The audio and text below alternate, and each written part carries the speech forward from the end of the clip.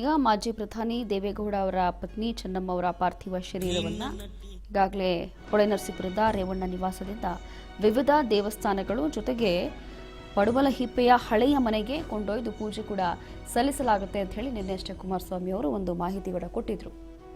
ಅದಾದ ನಂತರ 1962ರಲ್ಲಿ ತಾಯಿಯ ಉಡುವೆ ಮಾರಿ ಖರೀದಿ ಮಾಡಿದಂಥ ಅಮ್ಮನಿಗೆ ಅಚ್ಚುಮೆಚ್ಚಾಗಿದ್ದಂಥ ಪಡುವಲಹಿಪ್ಪೆ ಗ್ರಾಮದ ಜಮೀನಿನ ರಂಗನಾಥ ಸ್ವಾಮಿ ಸನ್ನಿಧಿಯಲ್ಲಿ ದಕ್ಷಿಣ ದಿಕ್ಕಿಗೆ ತಲೆ ಹಾಕಿ ಅಂತ್ಯಕ್ರಿಯೆ ಮಾಡ್ತೀವಿ ಅಂತ ಹೇಳಿ ನಿನ್ನೆ ಅಷ್ಟೇ ರೇವಣ್ಣ ಅವರು ಕೂಡ ಮಾಹಿತಿಯನ್ನು ಕೊಟ್ಟಿರ್ತಾರೆ. ಇದ್ರ ಬಗ್ಗೆ ಅದರಂತೆ ಎಲ್ಲವೂ ಕೂಡ ನಡೆಯುತ್ತೆ. ಇವತ್ತು ಹೊಳೆನರಸೀಪುರದ ರೇವಣ್ಣ ನಿವಾಸದಲ್ಲಿ ಧಾರ್ಮಿಕ ವಿಧಿವಿಧಾನಗಳ ಬಳಿಕ ಸಾರ್ವಜನಿಕ ಅಂತಿಮ ದರ್ಶನ ಕೂಡ ಈಗ ಇನ್ನೇನು ಮುಕ್ತಾಯಗೊಂಡಿದೆ. ಕಾರಣ ಬೆಳಗ್ಗೆ 7 ಗಂಟೆಯಿಂದ 10 ಗಂಟೆ ಅಥವಾ 10:30ವರೆಗೂ ಕೂಡ ಅಂತಿಮ ದರ್ಶನಕ್ಕೆ ಕೇವಲ ಅವಕಾಶ ಇರುತ್ತೆ. ಅದಾದ ನಂತರ ಇಲ್ಲಿ ಅಂತ್ಯಕ್ರಿಯೆಗೆ ಬೇಕಾಗಿರುವಂಥ ತಯಾರಿಗಳನ್ನು ಮಾಡಬೇಕಾಗುತ್ತೆ ಅಂತ ಹೇಳ್ತಾ ಇದ್ರು. ನೂರಾರು ಜನ ಬಂದಿದ್ದಾರೆ ಅವರನ್ನು ನೋಡಲಿಕ್ಕೆ. ಪಾರ್ಥಿವ ಶರೀರವನ್ನು ಪ್ರಮುಖ ಬೀದಿಗಳ ಮೂಲಕ ಮೆರವಣಿಗೆ ಮಾಡಲಾಗ್ತಾ ಇದೆ. ಮತ್ತಷ್ಟು ಮಾಹಿತಿಯನ್ನ ಕೊಡ್ತಾರೆ ನಮ್ಮ ಪ್ರತಿನಿಧಿ ಬಸವರಾಜ್ ಹುಗಾರ್. ಇದೀಗ ಹೊಳೆನರಸೀಪುರದಿಂದ ಲೈವ್ ಜಾಯ್ನ್ ಆಗ್ತಿದ್ದಾರೆ. ಹುಗಾರ್, ಈಗ ಸದ್ಯದ ಪರಿಸ್ಥಿತಿಯಲ್ಲಿ ಹೇಗಿದೆ? ಈಗಾಗಲೇ ಇನ್ನೇನು ಅಂತಿಮವಾದಂತಹ ಒಂದು ಪೂಜೆ ಪುರಸ್ಕಾರ ಎಲ್ಲವೂ ಕೂಡ ಮಾಡಲಾಗಿದೆ ಅವರ ಪಾರ್ಥಿವ ಶರೀರಕ್ಕೆ ಅಂತ ಹೇಳಿ ಗೊತ್ತಾಗ್ತಾ ಇದೆ. ಎಷ್ಟು ಗಂಟೆವರೆಗೂ ಇದೆಲ್ಲವೂ ಕೂಡ ನಡೆಯುತ್ತೆ? ಅಂತ್ಯಕ್ರಿಯೆ ಯಾವ ಒಂದು ಸಮಯಕ್ಕೆ ನಡೆಯುತ್ತೆ? ಯಾರೆಲ್ಲ ಗಣ್ಯರು ಇನ್ನ ಬರುವಂತ ಒಂದು ಸಾಧ್ಯತೆ ಇದೆ?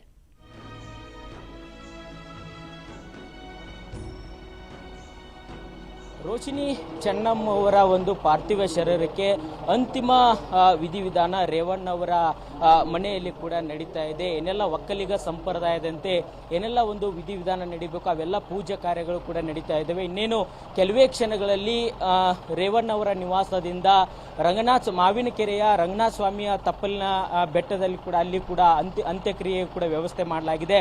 ಅಲ್ಲಿಗೆ ಇದೇ ರಥಯಾತ್ರೆ ಮುಖಾಂತರ ಕೂಡ ಒಂದು ಚೆನ್ನಮ್ಮ ಅವರ ಪಾರ್ಥಿವ ಶರೀರವು ಕೂಡ ರಥಯಾತ್ರೆ ಮುಖಾಂತರ ಕೂಡ ಸಾಗುತ್ತೆ.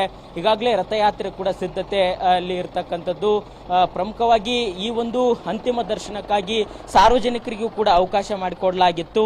ಅದಾದ ಬಳಿಕ ಇದೀಗ ಒಂದು ರೇವಣ್ಣ ಅವರ ನಿವಾಸದಿಂದ ಏನು ಈಗಾಗಲೇ ಮಾವಿನಕೆರೆಯ ಒಂದು ಅಲ್ಲಿ ಏನು ವ್ಯವಸ್ಥೆಯನ್ನು ಮಾಡಲಾಗಿದೆ ರಂಗನಾಥ ಸ್ವಾಮಿ ಬೆಟ್ಟದ ತಪ್ಪಲಿನಲ್ಲಿ, ಆ ಒಂದು ಅಂತ್ಯಕ್ರಿಯೆ ಸ್ಥಳಕ್ಕೂ ಕೂಡ ಇದೇ ರಥಯಾತ್ರೆ ಮುಖಾಂತರ ಕೂಡ ಒಂದು ಪಾರ್ಥಿವ ಶರೀರವನ್ನು ಕೂಡ ಒಯ್ಯಲಾಗುತ್ತೆ.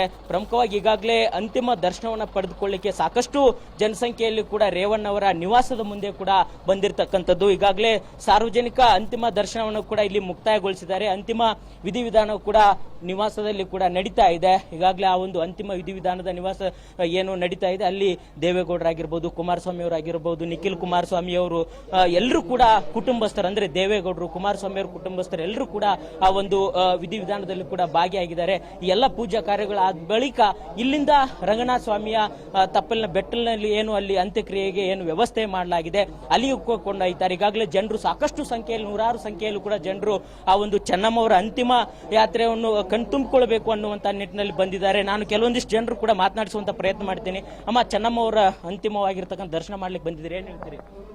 ನೋಡಕ್ಕೆ ಬಂದಿದೀವಿ ಎಲ್ಲ. ಚೆನ್ನಮ್ಮ ಅವ್ರು ಗೊತ್ತಾ ನಿಮ್ಗೆ? ಗೊತ್ತು.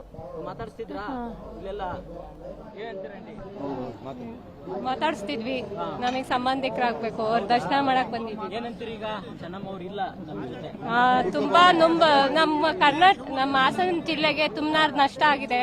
ಅದಕ್ಕಾಗಿ ದುಃಖ ವ್ಯಕ್ತಪಡಿಸ್ತಾರೆ. ನಾವು ಬಾಳ್ಲುಪೇಟೆಯಿಂದ ಬಂದಿವಿ, ನೋಡಕ್ಕೆ ಅಂತ ಬಂದಿದೀವಿ. ಅವ್ರ ದರ್ಶನ ಮಾಡಕ್ಕೆ ಜನ ಜಾಸ್ತಿ ಇದಾರೆ, ಬಿಡ್ತಾ ಇಲ್ಲ. ಹೌದು ಹೌದು. ಭಾರಿ ಒಳ್ಳೆ ಜನ, ತುಂಬಾನೇ ಒಳ್ಳೆಯವರು ಬಿಡಿ, ಜನಾನುರಾಗಿ. ಚೆನ್ನಮ್ಮನವ್ರ ಬಗ್ಗೆ ಹೇಳಬೇಕು ಅಂದ್ರೆ ಹೇಳಕ್ಕೆ ಪದಗಳೇ ಸಾಲಲ್ಲ. ಅವರು ಅನ್ನಪೂರ್ಣೆ. ಅವ್ರ ಮನೆಗೆ ಹೋಗಿ ನಾವು ಕೂಡ ಊಟ ಮಾಡಿದ್ವಿ. ಬೇಡ ಅಂದ್ರೂ ಬಿಡ್ತಿರ್ಲಿಲ್ಲ, ಊಟ ಮಾಡೇ ಹೋಗ್ಬೇಕಿತ್ತು. ನಮ್ಮ ಮನೆಯವರಿಗೆ ತುಂಬಾ ಹತ್ತಿರದ ಅವರು ಬ್ಲಡ್ ರಿಲೇಷನ್. ಅದರಿಂದ ಅಂತ ತಾಯಿ ಎಲ್ಲ ನಮ್ಮ ಕರ್ನಾಟಕದಲ್ಲಿ ಎಲ್ಲರೂ ಕೂಡ ಆಗ್ಲಿ ಅಂತೇಳಿ ನನ್ನ ಹಾರೈಕೆ ಅಷ್ಟೇ. ದೇವೇಗೌಡರ ಪತ್ನಿ ನಮ್ಮ ಹಾಸನ ಜಿಲ್ಲೆಗೆ ಒಂದು ದೇವತೆಯಾಗಿ ನೆಲೆಸಿ ಹುಟ್ಟಿದ್ದಾರೆ. ದೇವೇಗೌಡರ ಪ್ರಧಾನಿಯಾಗಿ ನಮ್ಮೆಲ್ಲರಿಗೂ ಹೆಮ್ಮೆ ಆಗಿದೆ. ನಾವು ಹೊಳೆಕೋಟೆ ಹೋಬಳಿಯರ ಬಾಗಿ ರಾಜ್ಯದ ಬೇರೆ ಬೇರೆ ಜಿಲ್ಲೆಗಳಿಂದಲೂ ಕೂಡ ಅಂತಿಮ ದರ್ಶನಕ್ಕಾಗಿ ಕೂಡ ಬರ್ತಾರೆ. ಇಲ್ಲಿ ಶಿವಮೊಗ್ಗದಿಂದಲೂ ಕೂಡ ಕೆಲವೊಂದಿಷ್ಟು ಅಭಿಮಾನಿಗಳು ಬಂದಿದ್ದಾರೆ, ಅವ್ರನ್ನು ಮಾತಾಡ್ತೀನಿ.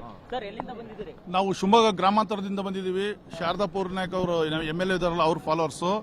ನಮ್ಮ ಈ ಅಮ್ಮನವ್ರು ಮುಂಚೆ ಒಂದ್ಸಲಿ ಈ ಮನೆಗೆ ಬಂದಿದ್ವಿ, ಒಂದ್ಗೂ ಕನ್ನ ಹಾಕಿದ್ರು.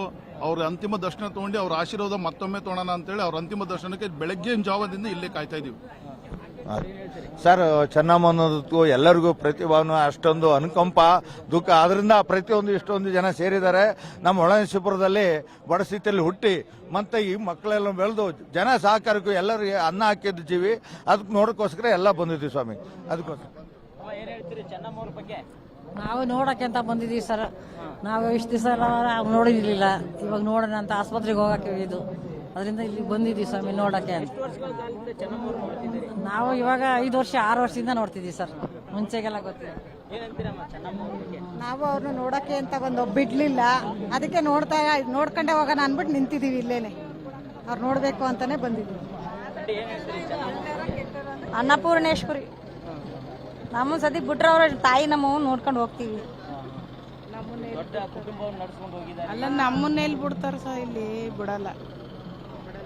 ಈಗ ಸಾಕಷ್ಟು ಸಂಖ್ಯೆಯಲ್ಲೂ ಕೂಡ ಜನರು ಚೆನ್ನಮ್ಮ ಅವ್ರನ್ನ ಅಂತಿಮ ದರ್ಶನ ಮಾಡಲಿಕ್ಕೆ ನಮ್ಮನ್ನು ಕೂಡ ಬಿಡ್ತಾ ಇಲ್ಲ ಅನ್ನುವಂಥದ್ದು ಕೂಡ ಜನರು ಸಾಕಷ್ಟು ಸಂಖ್ಯೆಯಲ್ಲಿ ಸೇರಿದ್ದಾರೆ. ಯಾಕಂತಂದ್ರೆ ಈಗ ಇಲ್ಲಿ ಅಂತಿಮ ದರ್ಶನಕ್ಕೆ ಕೂಡ ಬಂದ್ ಮಾಡಲಾಗಿದೆ. ಇನ್ನೇನು ಅಂತಿಮ ವಿಧಿವಿಧಾನಗಳ ಮುಖಾಂತರ ನಡೆಸಿ ಮುಂದಿನದಾಗಿ ಕೂಡ ಏನು ಅಂತ್ಯಕ್ರಿಯೆ ಸ್ಥಳಕ್ಕೆ ಕೂಡ ರವಾನೆ ಮಾಡಲಾಗುತ್ತೆ.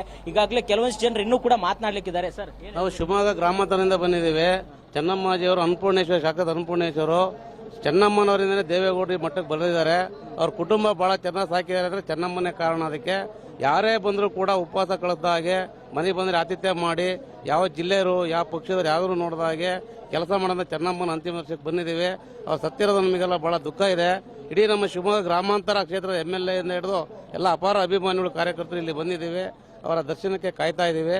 ಅವರಿಗೆ ದೇವರು ಭಗವಂತ ಅವ್ರ ಕುಟುಂಬಕ್ಕೆ ಅವರಿಗೆ ಶಾಂತಿ ಸದ್ಗತಿಯನ್ನು ಕೊಡಲಿ ಅಂತೇಳಿ ಭಗವಂತನ ನಾವು ಬೇಡ್ತೀವಿ.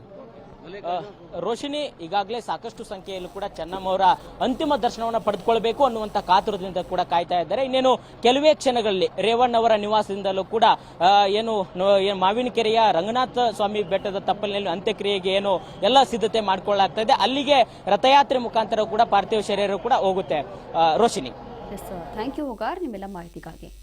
ನೋಡಿ, ಹೀಗೆ ಅಲ್ಲಿರುವಂಥ ಜನ ಒಂದಷ್ಟು ಜನ ಮಾತನಾಡ್ತಾ ಇದ್ರು ಅಂತಂದರೆ ನಾವು ಎಷ್ಟೊತ್ತೇನು ಅಂದ್ಕೊಂಡಿದ್ವಿ, ಹಾಸನ ಜಿಲ್ಲೆ ಅಥವಾ ಹೊಳೆನರಸೀಪುರ ಆ ಒಂದು ಭಾಗದಲ್ಲೇ ಅಮ್ಮನವ್ರಿಗೆ ಅಭಿಮಾನಿಗಳು ಅಥವಾ ಅವ್ರಿಗೋಸ್ಕರ ಇರುವಂಥ ಒಂದು ಪ್ರೀತಿ, ಹಾಗಾಗಿ ಜನ ಅವರನ್ನು ಅಂತಿಮ ದರ್ಶನ ಪಡೀಲಿಕ್ಕೆ ಅಥವಾ ಒಂದು ಆಶೀರ್ವಾದ ಪಡೀಲಿಕ್ಕೆ ಬರ್ತಾರೆ ಅಂತ. ಆದರೆ ಇಲ್ಲಿ ನಾವು ಗಮನಿಸ್ತಾ ಇದ್ವಿ, ಬೇರೆ ಬೇರೆ ಜಿಲ್ಲೆಗಳಿಂದ ಬೇರೆ ಬೇರೆ ದೂರದಿಂದ ಬಂದಿದ್ದಾರೆ. ಕಾರಣ ಏನು ಅಂತಂದರೆ ಅಂತಿಮ ದರ್ಶನ ಪಡಿಬೇಕು.